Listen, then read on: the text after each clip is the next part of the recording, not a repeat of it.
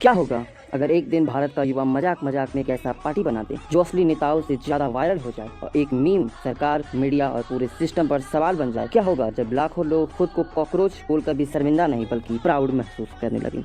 आज ये कहानी सिर्फ एक वायरल ट्रेंड की नहीं, ये कहानी है गुस्से की, फ्रस्ट्रेशन की और उस इंटरनेट रिवॉल्यूशन की जो शायद आने वाले समय में इंडियन पॉलिटिक्स का चेहरा बदल सकता है। जी हाँ दोस्तों, मैं हूँ अनुराग और आप देख रहे हैं अनुराग ऑन पॉइंट, जहाँ हम सिर्फ खबर नहीं बताते, हम उस खबर के पीछे छिपी सच्चाई को निकाल के बताते हैं। साल 2026 भारत में बेरोजगारी, पेपर लीक, एग्जाम स्कैम की पॉलिटिकल फाइट, इस सबसे पहले युवा परेशान रह चुका है। इंस्टाग्राम, ट्विटर, रेडिट पर लगातार मीम बन रहे थे, लेकिन फिर एक बयान आता है जिसने पूरे इंटरनेट पर आग लगा दी। एक कंट्रोवर्शियल पॉलिटिकल डिस्कशन के दौरान कुछ लोगों ने अलग अलग तरीके के बयान दिए। ऑनलाइन क्रिसिस को कॉकरोच मेंटालिटी जैसा शब्द कहकर इंसल्ट किया गया। बस यहीं से खेल पलट गया। जिस शब्द का इस्तेमाल इंसल्ट करने के लिए किया गया था, उसी शब्द को युवाओं ने हथियार बना लिया। लोगों का कहना शुरू हुआ, हाँ, अगर हम कॉकरोच होकर सवाल पूछ रहे हैं तो हम कॉकरोच ही सही हैं। और फिर जन्म हुआ कॉकरोच जनता पार्टी यानी CJP का। शुरुआत में ये सिर्फ एक मीम पेज था, लेकिन कुछ ही दिनों में ये एक इंटरनेट मूवमेंट बन गया। सबसे दिलचस्प बात यहाँ ये आती है कि इस मूवमेंट का कोई ऑफिशियल लीडर नहीं था, कोई चुनाव आयोग से रजिस्टर्ड पार्टी नहीं थी, कोई ऑफिस नहीं था, कोई स्पोक पर्सन नहीं था। ये पूरा मूवमेंट एक पर्सनल आदमी का था। कुछ एनिमोस मीम क्रिएटर, कुछ स्टूडेंट, कुछ बेरोजगार युवा और कुछ पॉलिटिकल शेयर पेजेस, इन सब ने मिलकर इसे वायरल कर दिया। इंस्टाग्राम पर फेक पोस्टर्स बनाने लगे, मैनिफेस्टो होने लगा, पार्टी स्लोगन्स बनने लगे, लोग मजाक में लिखने लगे सबका साथ कॉकरोच के साथ, देश नहीं झुकेगा, यूथ वर्सेस सिस्टम। लेकिन धीरे धीरे ये मजाक कम और फ्रस्ट्रेशन ज्यादा लगने लगा।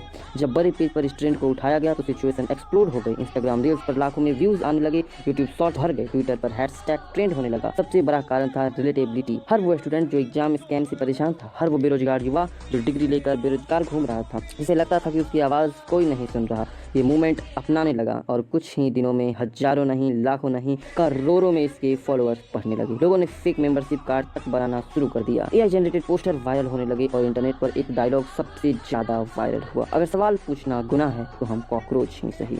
लेकिन अब मामला सिर्फ मीम्स तक सीमित नहीं था। कई पॉलिटिकल सपोर्टर को लगा कि ये मूवमेंट इनडायरेक्टली सरकार को टारगेट कर रहा है। कुछ लोगों ने इसे एंटी गवर्नमेंट कैंपेन कहा, कुछ लोगों ने इन्हें यूथ रिवॉल्यूशन बताया, तो कहीं से कंट्रोवर्सी शुरू हुई, कई पेज सस्पेंड हुए, कुछ पोस्टर को रिपोर्ट किए गए, कुछ क्रिएटर को ऑनलाइन धमकी भी मिली। लेकिन जितना दबाने की कोशिश हुई, ट्रेंड उतना ही आगे बढ़ता गया, क्योंकि इंटरनेट की सच्चाई है, जितना रोकोगे उतना फैलेगा।